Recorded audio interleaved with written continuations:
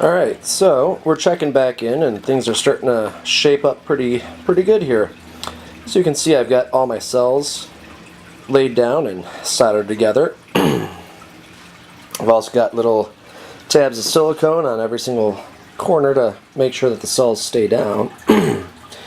And at this point I am going through and tabbing up or bussing up every single string of 6. I ran into a little bit of a problem right here, and I don't know what I want to do. I've got one cell, I've got actually 3 extra cells that I could potentially put in here, but it might be more trouble than it's worth. So as you can see, I've got that glued down 1, 2, 3, a couple different places. I have to bend that cell over, unsolder the bus wire or the tabbing wires, and then resolder in a new one. Kind of sucks. The cells are pretty delicate, and so far I've done a really good job of getting all this in here without really doing too much damage to the cells, and I'm kind of almost ready to go. So just wanted to give you guys an update where I'm at, and we will be checking in shortly. So we're checking back in. I do have 3 additional cells, the 6x6 cells, and if you noticed from the earlier clip that this one cell right here actually had been chipped in the gluing process, and considering that every single one of these 6x6 cells here is pristine and is not cracked, and I've got 3 extras, I decided that I'm going to cut this one last guy out.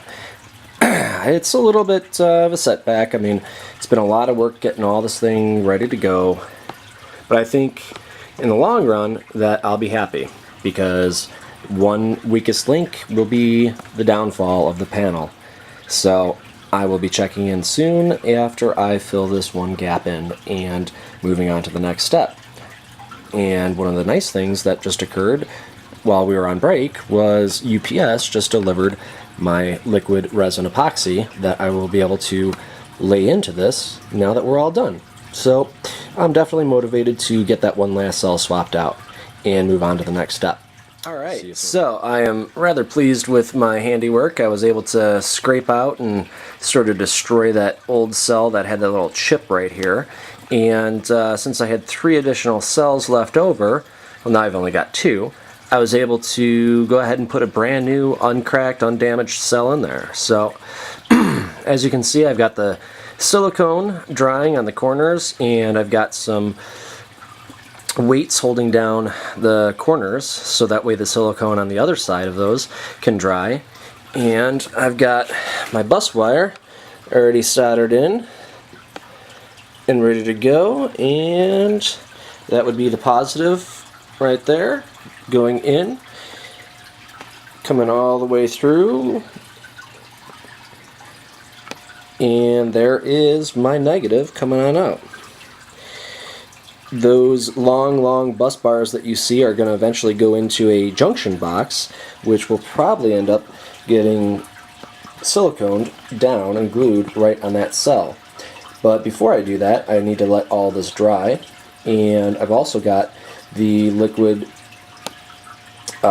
resin that showed up just now, and I'm going to have to mix that up and go ahead and lay that down and get this whole guy ready to go to be encapsulated with the Sligar 184. So that will be the next step, and I will check in. Okay, so I am basically all soldered up and ready to go, and the next step is going to be doing the encapsulant. So this is what has arrived.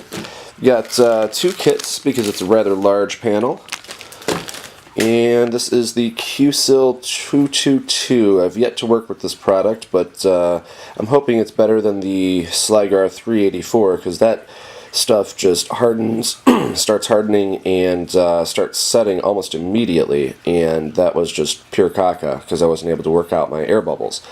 So I'm going to give this stuff a try. So it's a 10-to-1 ratio, in this case 20-to-2 ratio, because I've got 2 of them, and probably going to end up taking this milk jug or distilled water jug for what is going to be my mixing pot. So I'm going to go ahead and cut that open and start mixing this stuff up, and I will check back in a little bit. Talk to you soon.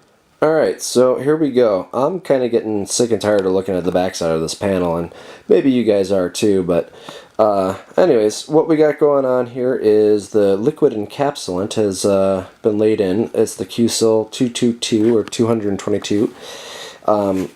Might be a little bit hard to see, but as you can see, there's the reflection off of the plastic from the lights right here.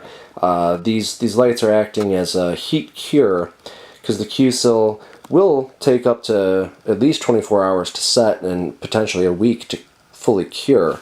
So it is sort of heat activated, so the more heat that is applied to it, the better in terms of it hardening. The good thing about it is that it does take at least 24 hours to dry. So I've completely laid it in, and I don't know, I ended up using two packages of the thing, and I don't know that it's enough. I think that I might have to lay at least one more down, and I do have some of that Sligar 384, which that stuff dries really quickly, so I think that I'm happy that I laid this in with the QSIL, because it was able to allow me to get all the air bubbles out from underneath, and that might be something I want to show you guys right here, so bear with me. I used a paintbrush to go through and basically work out all the air bubbles from underneath, and that's why I've got this set of tweezers here, because some of the bristles from the paintbrush actually came off. But let's see what we got going on underneath here. Those are the fronts, and unfortunately, I mean, these cells are really kind of fragile. The reason that I have this big gap underneath here, obviously, is so that way I could see what's going on. It is a little precarious and dangerous that things are set up this way, but it allows me full access to see underneath here what's going on, and allows me to work out the air bubbles. And I think I've basically done a really good job. Let's see. As you can see, there's one small little one right there, kind of centered in on that. Hopefully you can see it. I tried working all those out, but unfortunately, as you can see right there, I chipped part of the glass. I'm sorry, I chipped part of the cell by being a little too aggressive with it. So using a paintbrush does definitely help get those air bubbles out, but you got to be careful that you're not too aggressive with it, because as you can see, I kind of cracked it there. But for the most part, all these guys underneath here are pretty much without any air bubbles, so I'm pretty happy. Yeah, I don't know. There's another small little one, so for the most part, I'm gonna deem this a success and be happy with it, because if I try and muck with it anymore, I'm probably gonna end up cracking additional cells, and that's not really optimal. I mean, I've got one small little chip right there, and another one right there. So, not the best, but at this point, there's really nothing I can do.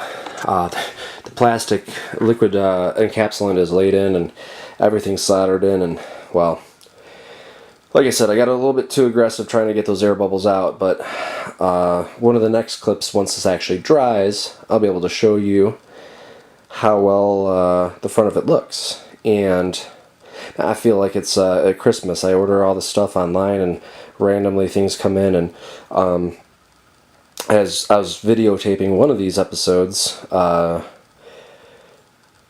UPS actually showed up with the junction box that is going to take the positive and negative bus bars and combine them to give me a good connection. And I guess we can't really see those bus bars, but anyways, this little segment is basically over. Just wanted to give you guys an overview and show you guys that the encapsulant has been laid. And I don't know, maybe in another video I'll show you me actually doing it, but it was kind of a messy deal. I had to mix it up and lay it all down, and then, like I said, use that paintbrush to spread it all around and make sure I got a good even thing. I did use a level. There's a built-in gravitron or gravity sensor within iPhones and Androids, and there's a utility that I use to make sure that it was completely level, so that way, like I said, it's going to take about 24 hours for this thing to dry fully. So if we didn't have this level, everything would slide over to one side or slide over to the other side if it wasn't level. So I made sure that even though it's balanced very precariously, that it is level. So as it sets, that everything will completely dry up. I did put this silicone dam all around it. The white stuff, as you can see, that goes all the way on the outside of the cells. That actually is stopping the encapsulant from spilling over and leaking into the rest of the panel, and that's what's actually going to allow it to build up and protect the cells. So a lot of silicone, a lot of encapsulant. Kind of a little bit of a mess at this point, but hopefully we're almost in the home run stage right now, and ready to go. So once this dries up, the next clip is probably going to be me showing you me putting the junction box on and getting the positive and negative bus bars that are over here, and pulling them together and mounting the junction box. So I will see you guys shortly.